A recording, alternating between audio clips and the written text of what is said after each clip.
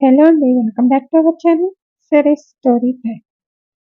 ఈరోజు చెప్పుకోబోయే కథ రాయణసఖి 42 ఎపిసోడ్.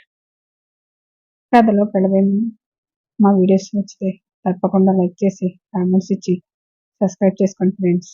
ఇక ఆలస్యమెందుకు కథలోకి వెళ్ళిపోదామా. రాయణసఖి 42 ఎపిసోడ్. గుడికి వెళ్దాం అనుకున్నాం కదా, ఈ రోజు కూడా రావటం లేదు.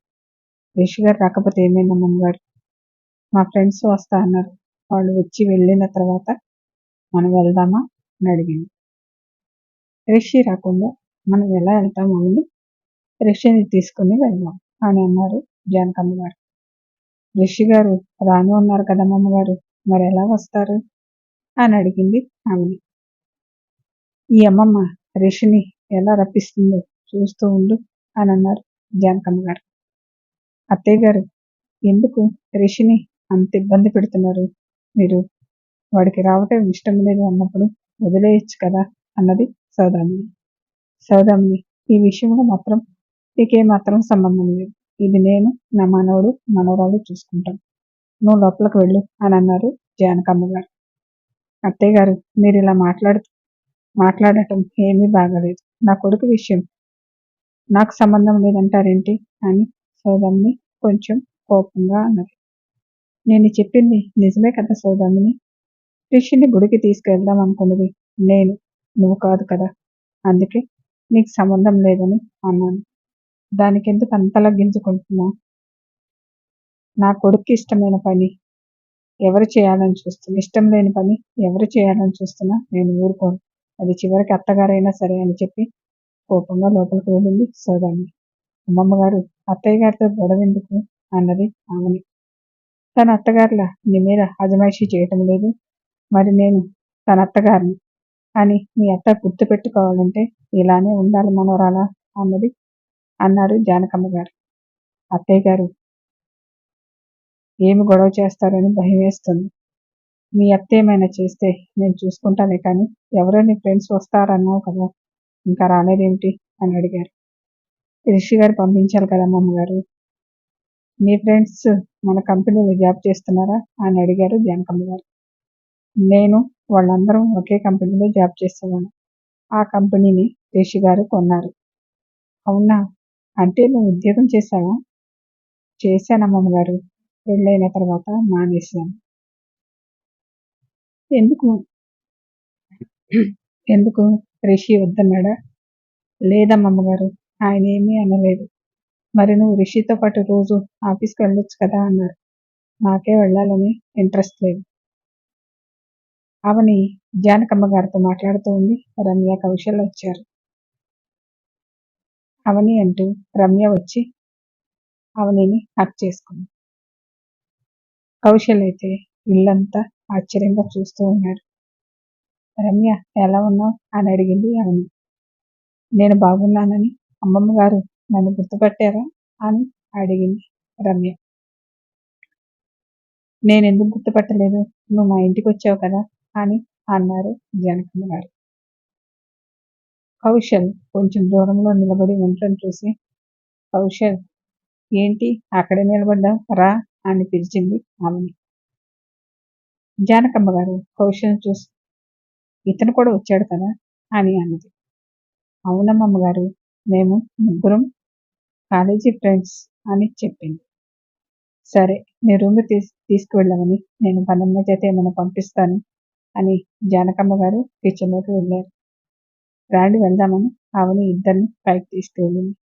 అవని రిషి గారికి ఇంత పెద్ద ఇల్లు ఉంటుందని నేను అస్సలు అనుకోలేదు. ఇల్లు ఎంత బాగుందో అని అన్నది. కౌశల్కైతే నోట్లో నుంచి మాట కూడా రాలేదు.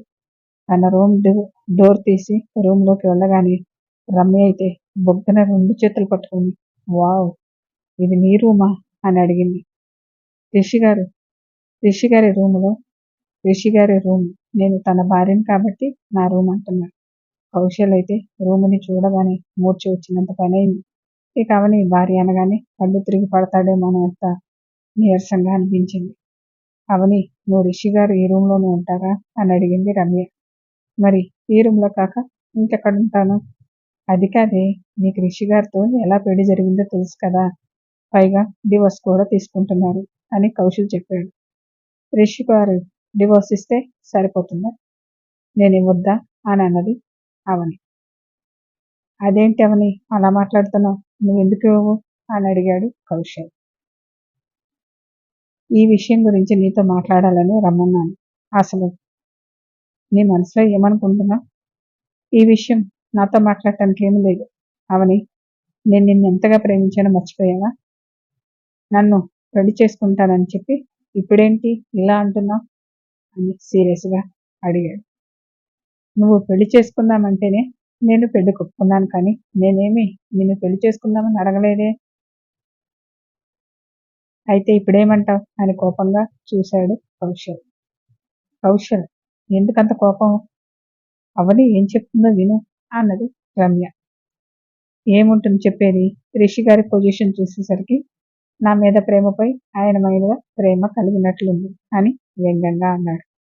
నిన్ను నేను వద్దు అనుకుంటున్నానంటే కారణం అదే అయి ఉంటుందా?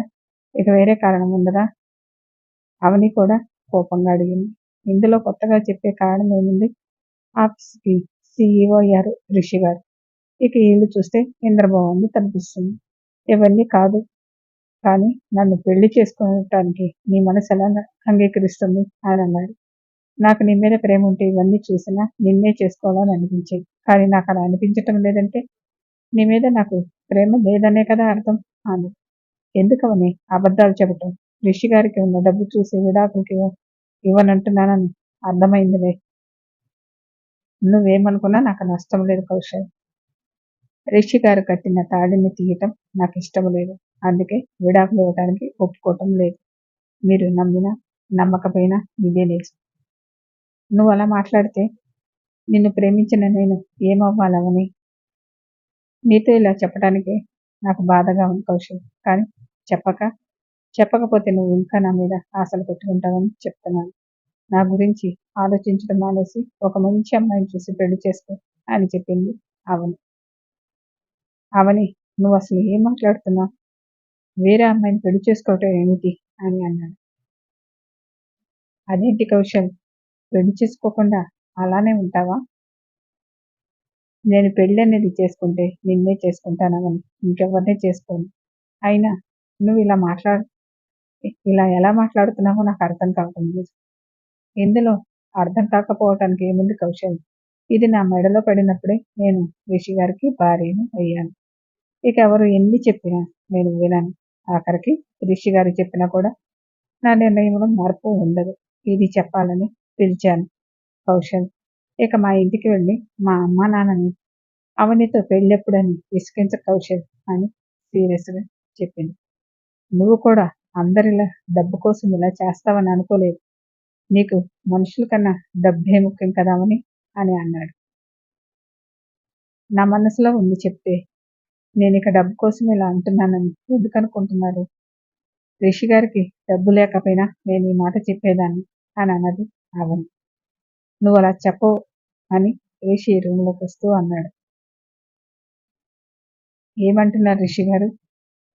అవును, నువ్వు నా దగ్గర డబ్బులు లేకపోతే ఖచ్చితంగా కౌశల్ని పెళ్లి చేసుకునేదాన్ని అని అన్నాడు రిషి. మీరందరూ నన్ను అపార్థం చేసుకుంటున్నారు. నేనేమి డబ్బు కోసం నీ భారీగా ఉంటానని అనటం లేదు. మరి దేనికోసం ఉంటున్నావు? ఇన్ని రోజులు నాకు విడాకులు ఇస్తానన్నా, ఈ ఇంటికి వచ్చిన తర్వాత ఇవ్వను అంటున్నా.